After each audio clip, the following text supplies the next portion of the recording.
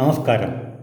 മൗലിക അവകാശം ഭരണഘടനാ പ്രകാരം ഗവൺമെൻറ്റിൽ നിന്നും പൗരന്മാർക്ക് ഉറപ്പായും ലഭിക്കേണ്ട അവകാശങ്ങളെയാണ് മൗലിക അവകാശം എന്ന് പറയുന്നത്.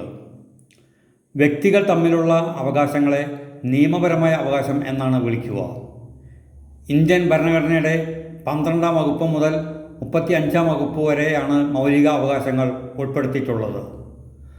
സമത്വത്തിന് എതിരായ അവകാശം, സ്വാതന്ത്ര്യത്തിനുള്ള അവകാശം, ചൂഷണത്തിന് എതിരായ അവകാശം, മതസ്വാതന്ത്ര്യത്തിനുള്ള അവകാശം, വിദ്യാഭ്യാസ അവകാശം, ഭരണഘടനാപരമായ പരിഹാരത്തിനുള്ള അവകാശം.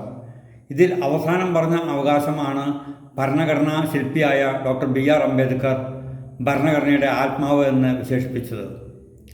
മൗലിക അവകാശം നിഷേധിക്കപ്പെട്ടാൽ ഹൈക്കോടതിയിലും സുപ്രീം കോടതിയിലും റിട്ട് ഹർജി വഴി പുനഃസ്ഥാപിച്ചെടുക്കാം.